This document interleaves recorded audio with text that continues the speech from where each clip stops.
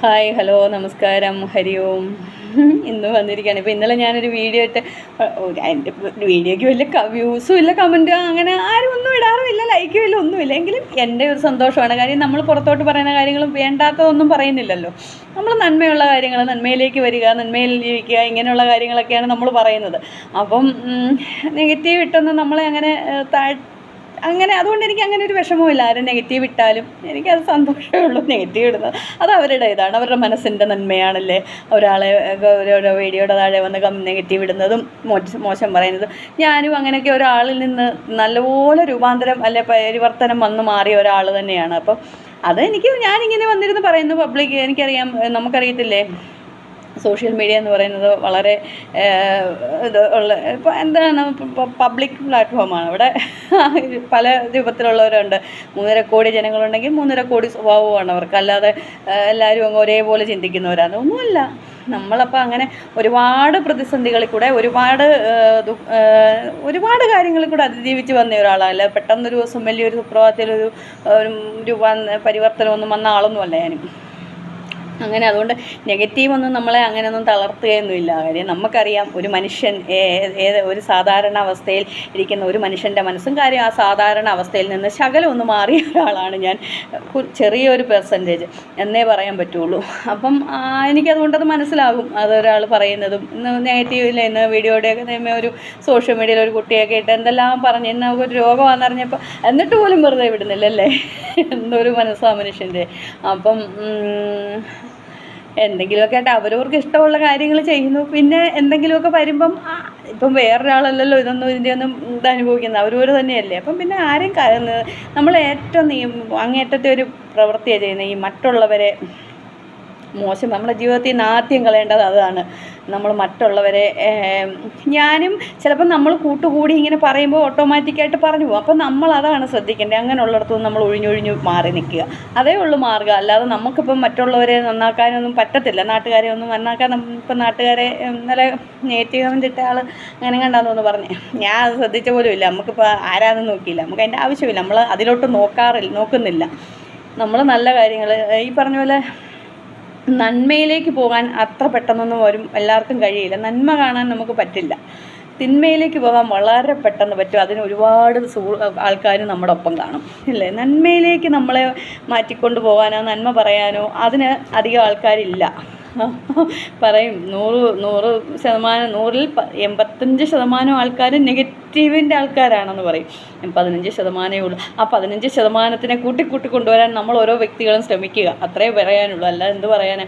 നമുക്കിപ്പോൾ നെഗറ്റീവ് ഇടുന്നവരുടെ വായടപ്പിക്കാനോ, അയ്യോ എന്നെ നോക്കിയിട്ട് എല്ലാവരും നല്ലത് പറയണേ, എനിക്ക് നല്ല സർട്ടിഫിക്കറ്റ് തരണേ, ഇതൊന്നും പറയാൻ ആർക്കും സാധിക്കത്തില്ല.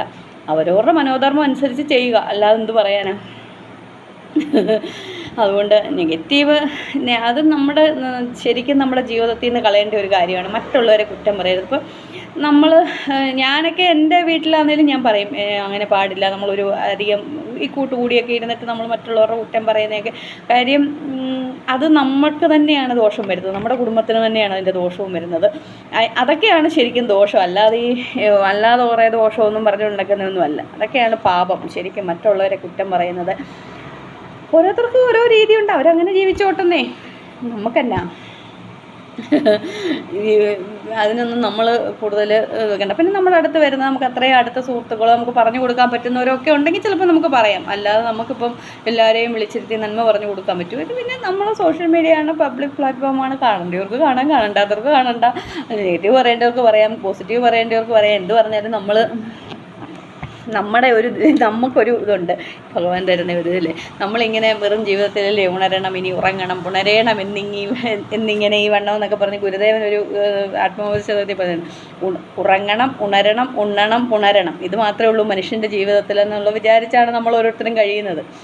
അല്ല, അതിനൊക്കെ അപ്പുറം നമുക്ക് ഈശ്വരൻ നമ്മളെ ഈ ഭൂമിയിലോട്ട് വിട്ടേക്കുന്നതിന് അങ്ങനെ വന്ന് എന്തെങ്കിലുമൊക്കെ കാണിച്ചു കൂട്ടി ജീവിതം എടുത്ത് കണ്ടവരെ പ്രാഗിയും എനിക്കിങ്ങനെ ഒരു ജന്മം കിട്ടിയല്ലോ എന്നൊക്കെ പറയാതെ നമ്മൾ എത്ര നാൾ ജീവിച്ചു എന്നുള്ളതല്ല. നമുക്ക് ചിലപ്പം 80 വയസ്സോ 90 വയസ്സ് വരെയൊക്കെ ചെയ്യാം, എല്ലാം ആസ്വദിച്ച് ജീവിക്കുന്നതിലൊന്നാൽ ജീവിക്കുന്ന അത്രയും കാലം നമ്മൾ എങ്ങനെ ജീവിച്ചു എന്നുള്ളതാണ്.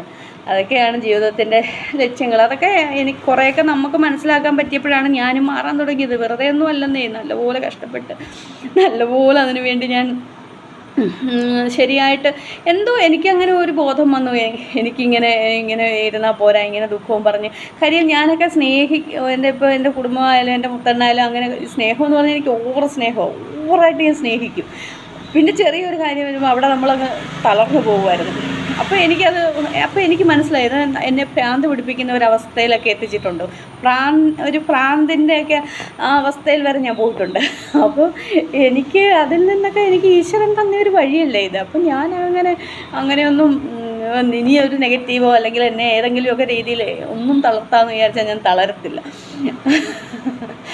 അതുകൊണ്ട് ഇങ്ങനെ നമ്മളെ അതുകൊണ്ട് നെഗറ്റീവ് ഒന്നും പറഞ്ഞാൽ ആരും തളർത്താമെന്നൊന്നും വിചാരിക്കണ്ട.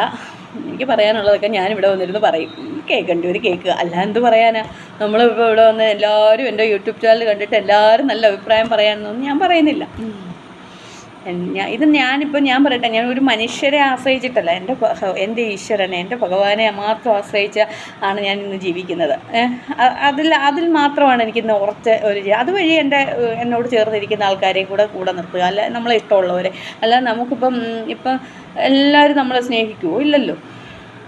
എൻ്റെ കുടുംബമായാലും എൻ്റെ മുത്തണ്ണായാലും എൻ്റെ പിള്ളേരോടും ഞാൻ പറയും, നിങ്ങൾക്ക് താല്പര്യം ഉണ്ടെങ്കിൽ. കാര്യം നമുക്കൊരു ബോധ്യം ഉണ്ടാകുകയാണ്, നമ്മളൊരിക്കലും ഒരു മോശം വഴി ആരോടും പറയുന്നില്ല. നല്ലതാകുമോ, നന്നായിട്ട് ജീവിക്കാം എന്ന് മാത്രമേ നമ്മൾ പറയുന്നുള്ളൂ. എന്നെ ഉൾക്കൊള്ളാൻ പറ്റാത്തവർ എൻ്റെ കൂടെ വേണ്ട, അതെൻ്റെ തീരുമാനം തന്നെയാണ്. അതിനി ആരായാലും അതൊരു ഉറച്ച തീരുമാനമാണ്. അല്ലാതെ ഇനിയിപ്പം നാളെ നമ്മൾ എത്ര നാൾ നമ്മൾ ജീവിച്ചിരിക്കുമെന്നോ ഒന്നും നമുക്കറിയില്ല. എങ്കിൽ പോലും അതെൻ്റെ ഒരു ഉറച്ച തീരുമാനമാണ്. അതുകൊണ്ട് നെഗറ്റീവ് ഒന്നും ഇട്ട് ആരും എന്നെ തളർത്താമെന്ന് വിചാരിക്കണ്ട.